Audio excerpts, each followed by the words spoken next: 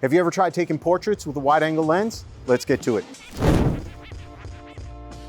What's up everyone, I'm Sal Sincata. Today we are using a 24mm lens from Canon. It's an f1.4, but we're gonna use it to take portraits. Now, a lot of people with wide angle lenses, you're gonna have some skew, right? But I think it's the way you compose your shot that will lend to it. And I think it lends for great portraits. They're gonna be different, interesting, fashion portraits, right? They love using wide angle lenses. You have to be careful, certain elements of your body. You don't want giant feet, right? We don't want somebody who's like 5'4" to have a size 13 foot. No one likes that. But ultimately, how you use a lens can create some unique and interesting portraits. And really, that's the biggest reason I choose a wide angle lens from time to time for my portraits, is because I want something that looks different.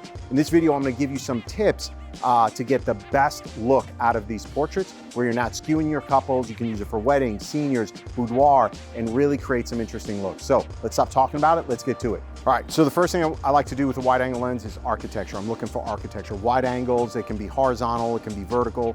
So here, the scene behind me, we've got the hotel in the background, it's a vertical shot. So how do I do this with my subject? I'm going to err in putting them more bullseye, that's center of the frame. And I'll show you what ends up happening here, because it's gonna take cropping to make it make sense. So let me take two shots. I'm gonna take one where I put her at the bottom of the frame and one where I put her in the middle. All right, so you go here. Love this, love that pose, hold that for me. So here she's at the bottom of the frame. Let me take a few of these, looking away. Yep, love that. Okay, now all I'm gonna do is reframe, hold the same pose, and I'm gonna put her in the middle. Perfect. Now, what you're gonna see on your screen is when she's more towards the middle versus at the bottom of the frame, okay, Canon has done a really good job here with optics. So the optics are not as bad as you would think, but there is a very subtle difference when she's at the bottom of the frame. There's two ways to fix that. One is by putting her bullseye and cropping the foreground up. So then there is no real skew because she's still center of the frame. But visually, I don't want her to be bullseye where I have all this foreground, the ground in front of me. That's useless. It's not adding to the portrait. The second part is because there's minimal skew, I can now in Photoshop just kind of grab the bottom layer and we just kind of nudge it up and compress it and remove some of that skew. Or leave it, right? It can be visually pleasing as well, right? Where high fashion might do stuff like that. But here's a trick for your client. I want you to circle back around and look here. If you notice, when I was taking this portrait, I was down at the ground shooting up. What's gonna end up happening here is because I'm shooting up, she's gonna have the perspective of falling away. So if I'm doing a wedding, a senior, anything like that, I teach them one trick is when you see me down here, lean into me at your waist. Now, to the naked eye, it's gonna look ridiculous, right? It might look, I'm exaggerating, but it might look something like this. But on the camera, because of the skew and the angle I'm at, by her leaning in, it takes away that feeling of her falling back away because I'm shooting up, and it gives that. So it's just a subtle little kind of trick that I've learned over the years to do it. And so hopefully that makes sense. Let me show you something else here with this. I can now choose to exaggerate this, right? So I can come in here really close to her and shoot up at an angle. Gorgeous, chin down. Yep, I like that, I like that. That's a wide shot and a full body shot. Let's now, how would I use this and shoot a portrait, right, of her? So let me bring you back here just a little bit. So now we're gonna do, and here you can see, actually I like showing you this, guys, right here. Chin this way, just a little bit more eye contact at the lens. Okay, I like this. It's gonna look different than a normal portrait. So I'm really close. This is gonna look different than a 50mm, than an 85mm. It's gonna have more compression, 50 and 85. This won't, but it's got a unique look. So open up that chest to me just a little bit. There we go. Yep, right there. And it's a different look. Stay there, don't move. Love that. Yep, love that, love that, love that. Okay, so now I can come back here just a little.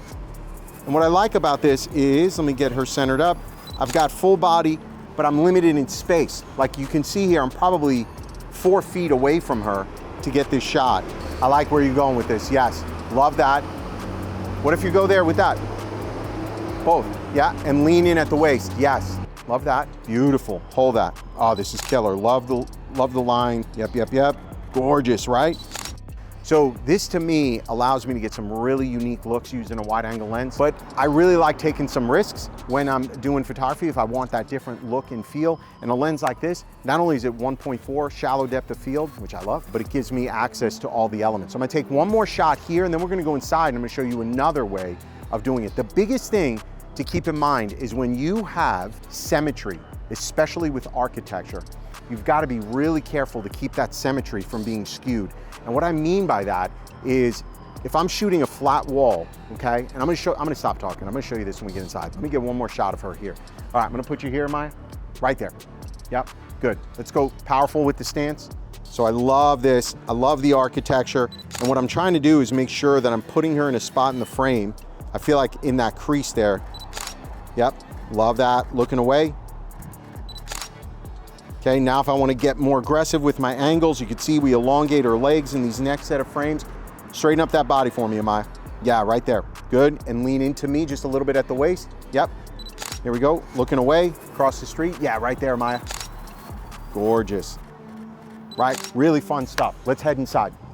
So for this scene, what you're gonna see behind me is you've got purely symmetrical architecture here. It is so important that with your camera, you're not skewing this left to right or up and down as much as possible. So that's the thing you want to keep in mind as you're shooting this, right? Now here we've got two Nanlite, these Pavo tubes. What are these? The 6 CPs. These are the number 2s. Love these, right, for this very purpose. The light in here, the ambient light's about 2700, and these are set to 5500 to give us warm background. And let's photograph this. Love that. Good, love that, love that, love that. Perfect. That's it. All right, everybody, so that's a wrap. Let's give it up for Maya. We'll put our contact info on the video. It's our first time working with us, so super exciting to have some fresh talent on here. She killed it with these images. But hopefully that inspires you to go out there and try something new, especially with wide angle lens. You may love it, you may hate it, let me know down in the comments, but my tips and tricks will help you get the best possible image you can get. We'll see you in the next video.